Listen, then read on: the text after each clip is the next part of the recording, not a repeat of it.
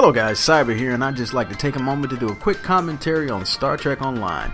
I just wanted to take time to do a follow-up on the video I did some time back called Star Trek Online and Why I Left the Game. Needless to say, I took a break from Star Trek Online and I'm back in the game now. I am enjoying it because I've always loved the game. And that's a misunderstanding people had with the first video. I didn't leave because I didn't like the game, I left because I didn't like Perfect World. There were certain business practices they were doing that I just didn't agree with, and I still don't agree with them, but the game is great, so I still play it. Now, some of the things that I pointed out in the video, I just want to recap them and talk about them here. Actually, what happened is, when the game was taken over by Perfect World, when they went from a subscription-based to free-to-play, they had to find ways to generate revenue.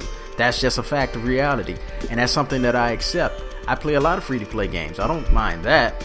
They needed to do things in order to encourage people to pay money, and that's fine, because in order for these games to function, they have to have money, so there's no problem there. The only thing that I was arguing for in the video was that I felt they needed to add more content, more gameplay content, things that would encourage the player to want to support the game instead of trying to relieve some kind of stress or impose stress that would have been put on the player in order to force them to pay. I felt that some of the techniques that they were doing were causing the player to slow down their progression and keep them from advancing and giving items or saying, here, pay and then you can advance a little faster. And a lot of people in the comments of the other video hit me with that and said, hey, leveling is pretty fast. But I'm not talking about leveling. That's not what I'm talking about. Leveling is pretty good in Star Trek Online. You can easily get up the level. Great. But what they did do, they took all of these sub things and they locked it off behind this new reputation system. So recently, what happened is they took away the crafting system levels from everyone. They zeroed everyone out. No matter what level you had, you went back to zero and you started over with this new reputation system. And if you look at it now, when you start a build, there's a time limit, and then there's a nice button over there that tells you can pay dilithium to rush this build. Now, if that isn't forcing you to pay to speed up, I don't know what is. The same thing happens for training officers now. See, they switched the whole system on you. They add lock boxes, they limit your dilithium to 8,000 a day, but they allow you to buy dilithium with real world money by buying Zen. Now, these are the techniques I'm talking about. I don't like being forced to wait 20 hours just to level up some reputation on some sub thing that I want to add to my regular player.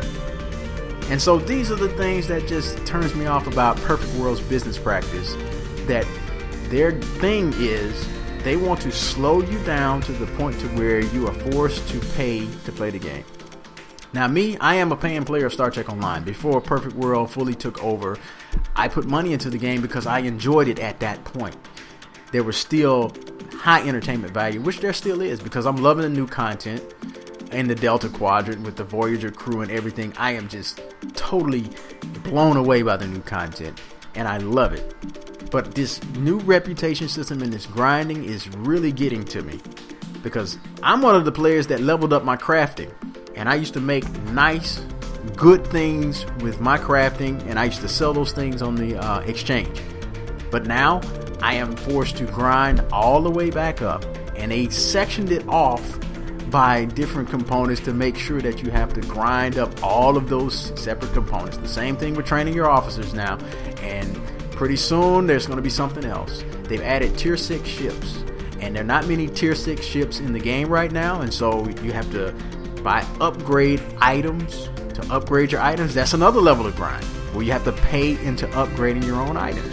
And so these are the things that I was addressing. I was addressing business practices of Perfect World, not the game itself.